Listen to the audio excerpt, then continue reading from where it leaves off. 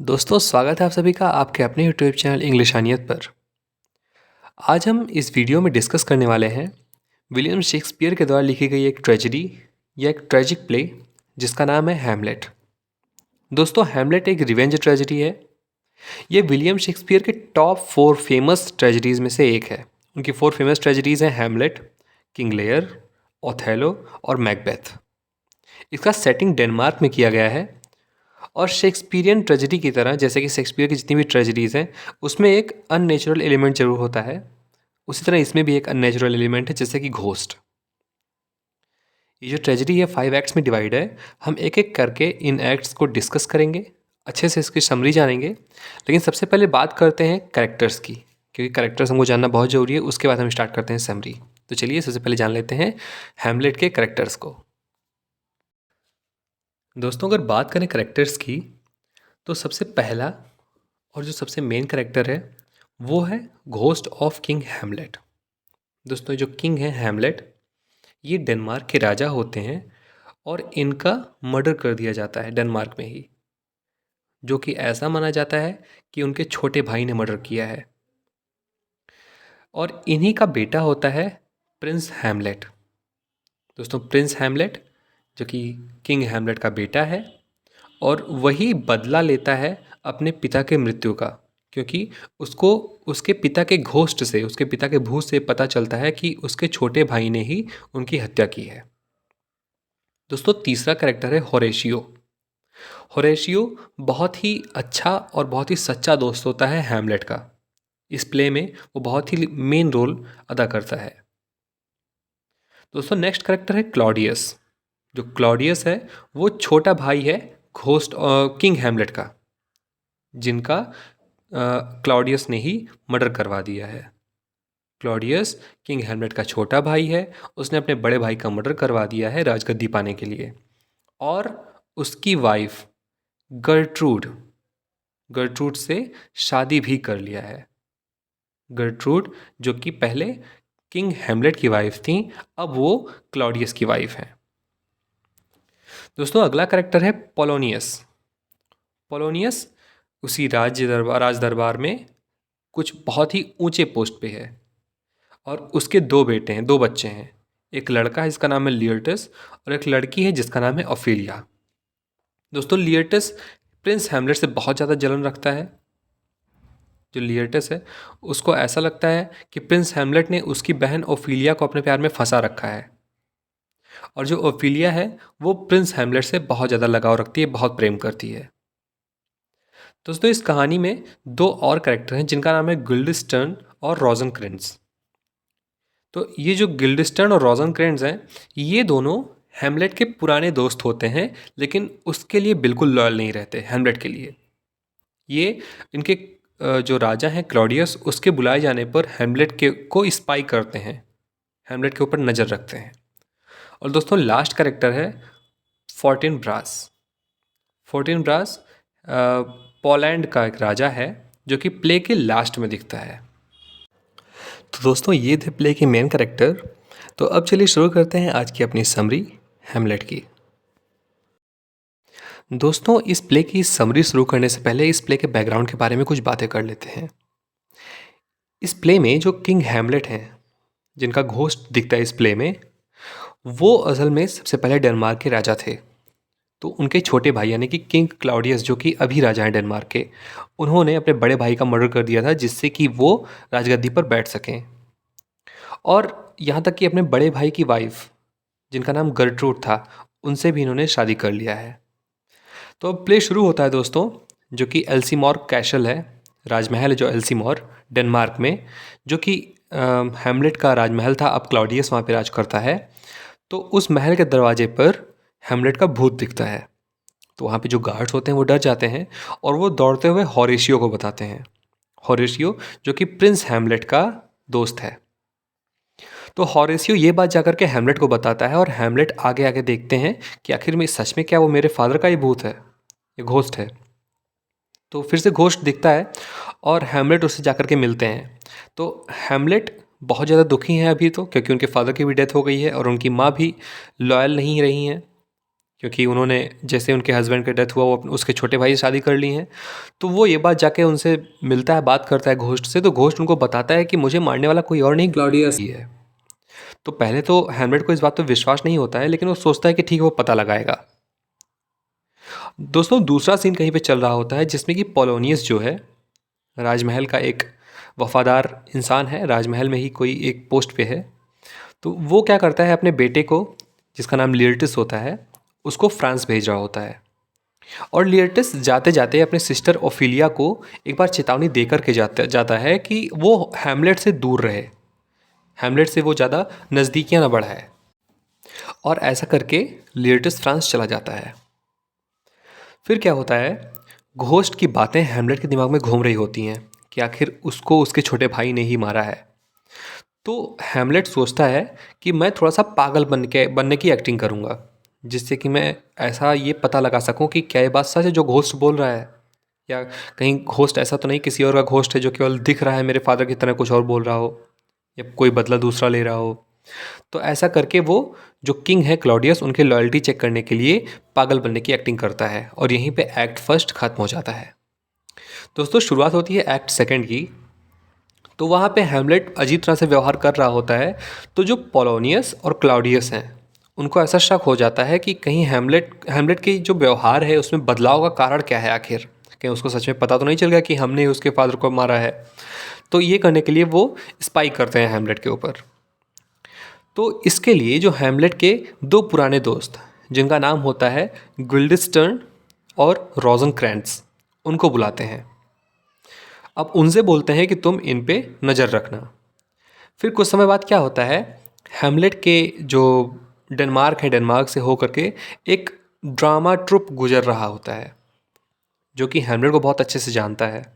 तो हैमलेट ने एक प्लान बनाया, उन एक्टर्स को बुलाया अपने यहाँ पे, उन एक्टर्स को एक कहानी सुनाई जिस कहानी का शीर्षक था द मर्डर ऑफ गोंज़ैगो। दोस्तों आप ये याद रखेंगे कि कौन सी जो कहानी थी जो वहाँ पे उन्होंने प्ले किया था उस महल के अंदर क्लॉडियस के सामने, उस प्ले का नाम था द मर्डर ऑफ गोंज़ैगो। तो कुल मिला के बात ये होती है कि हैमलेट अपने दोस्तों को या फिर वो जो एक्टर्स होते हैं उनको समझाता है कहानी, और जिस तरह से घोस्ट जो था इनके फादर का जिसने बताया था कि हमको ऐसे ऐसे करके क्लाउडियस ने मारा है, वो पूरा सीन एक हैमलेट इस प्ले में डाल देता है, जिससे कि जब ये प्ले परफॉर्म होगा तो वो क्लॉडियस के ऊपर नज़र रख सके कि क्लॉडियस का क्या रिएक्शन होता है। अगर क्लॉडियस गिल्टी होगा तो वो उल्टा सीधा व्यवहार करेगा, अगर वो गिल्टी नहीं होगा, कोई अपराधी नहीं होगा वो, तो वो नॉर्मल व्यवहार करेगा, उसको ये सब समझ में नहीं आएगा। तो ये करने के लिए वो इस प्ले में उस पूरे एक्ट को डाल देता है, और यहाँ पे एक्ट सेकंड खत्म हो जाता है।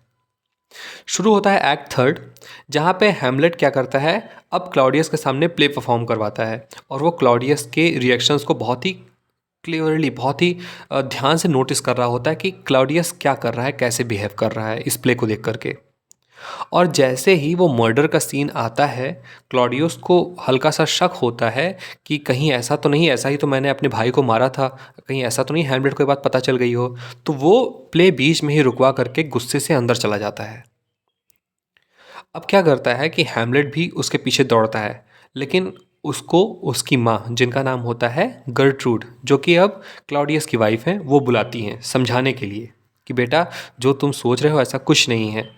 तो उनके बुलावे को पा करके हैमलेट उनकी तरफ जाता है, लेकिन रास्ते में ही उनको मिलता है ये क्लॉडियस, और वो देखता है कि क्लॉडियस उस समय प्रेयर कर रहा है। अब इसके सर पे खून तो सवार है कि उसने अपने उसके फादर का क्लॉडियस ने किल किया है, मर्डर किया है। अब वो भी इसे नहीं छोड़ेगा।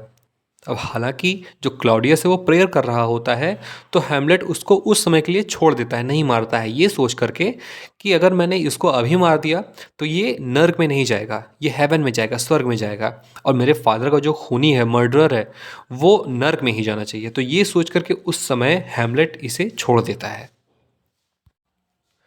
और उसी समय वो अपनी माँ से मिलने चला जाता है क्योंकि उसकी माँ ने उसे बुलाया होता है। वहाँ पर जा कर के वो अपनी माँ से बहुत बहस करता है कि आपने ऐसा क्यों किया, आप लॉयल नहीं रही मेरे फादर के साथ, आपने उनके मर्डर होने के बाद ही आपने उसके छोटे भाई के साथ अपना शादी कर लिया। और जो पोलोनियस होता है, जो वफादार होता है क्लॉडियस का, वो चुपचाप पर्दे के पीछे छुपा हुआ होता है उसके कमरे में, जिससे कि कहीं हैमलेट का ऐसा ना हो कि बहुत ज़्यादा गुस्सा सवार हो जाए तो अपनी माँ का ही मर्डर कर दे, माँ को ही मार दे। तो हैमलेट को जब ये बात पता चलती है कि पर्दे के पीछे कोई छुपा हुआ है जिससे हल्का सा पर्दे के पीछे आहट होती है, तो हैमलेट क्या करता है, उसको लगता है कि किंग क्लॉडियस ही वहाँ पे छुप के हमारी बातें सुन रहा है। तो वो निकालता है अपने स्वॉर्ड को, तलवार को, और पेट में घोंप देता है जो भी खड़ा होता है वहाँ पे। और जब वो पर्दा हटाता है तो उसको पता चलता है कि ये तो पोलोनियस है, और ऐसा करके वो वहाँ से भाग जाता है हैमलेट फ़िलहाल के लिए। और फिर उसके बाद तुरंत जो उनके फादर थे किंग हैमलेट, उनका घोस्ट फिर से दिखता है हैमलेट को, ये समझाते हुए कि तुमने रिवेंज लेने में देरी क्यों कर दी, तुम रिवेंज क्यों नहीं ले रहे हो। और यहाँ पे ख़त्म हो जाता है एक्ट नंबर 3। तो इतना कुछ बवाला होने के बाद में जो किंग क्लॉडियस हैं, अब उनको तो क्लियर हो गया ये बात कि हैमलेट को सारी सच्चाई पता चल चुकी है। तो अब वो एक प्लान बनाते हैं। वो हैमलेट को एक राजदूत की तरह इंग्लैंड भेजते हैं कि इंग्लैंड में हमारा कुछ काम है, उसको जाके तुम करके आओ। और इंग्लैंड के राजा को ये एक साथ में संदेश भिजवा देते हैं कि हैमलेट वहाँ पे आ रहा है, तुम उसका मर्डर करवा दो। और हैमलेट के साथ में उन्होंने उन दो अपने जो हैमलेट के पुराने दोस्त थे जिनका नाम था रोजनक्रेंस और गिल्डस्टर्न, उनको भी साथ में भेजता है कि कुछ भी हो जाए इसको मार के ही आना। और जब ये वहाँ पे जाते हैं, हैमलेट वहाँ पे जाते हैं, प्रिंस हैमलेट, तो उनको जब ये बात पता चलती है कि उनको मारने के लिए ये प्लान बनाया गया है, तो वो वहाँ पर कैसे कैसे करके अपने आप को बचा के चले आते हैं। वहाँ पे बहुत बहुत बड़ी लड़ाइयाँ होती हैं, बहुत बहुत दिक्कत में हैमलेट वहाँ से बच के किसी तरह से भाग आते हैं। और मारे कौन जाते हैं, इनके दो पुराने दोस्त जो इनके ऊपर स्पाई कर रहे होते हैं, नज़र रख रहे होते हैं, जिनका नाम होता है गिल्डस्टर्न और रोजनक्रेंस। वो दोनों वहाँ पे मारे जाते हैं और ये अकेले वहाँ से आते हैं। और यहाँ पे जैसे ही पोलोनियस की डेथ की खबर सुनाई पड़ती है उसकी डॉटर ऑफिलिया को। अब चूँकि ऑफिलिया हैमलेट को बहुत ज़्यादा पसंद करती है, तो इसलिए ऑफिलिया इस बात से बहुत ज़्यादा डिप्रेस्ड हो जाती है कि क्यों उसके जो प्रेमी है हैमलेट, उसने उसके फादर का मर्डर किया, आखिर क्या रीज़न था। और इस बात से बहुत ज़्यादा डिप्रेस्ड होकर के वो अपने आप को पानी में डुबाकर मार डालती है, मतलब सुइसाइड कर लेती है। ठीक है, तो ऑफिलिया की भी डेथ हो जाती है इस तरह से। अब यहाँ पे एक्ट 4 ख़त्म हो जाता है। अब लास्ट एक्ट आपके सामने है, एक्ट 5। अब क्या होता है, हैमलेट इंग्लैंड से डेनमार्क की तरफ लौट रहा होता है और रास्ते में दिखता है एक ग्रेवयार्ड।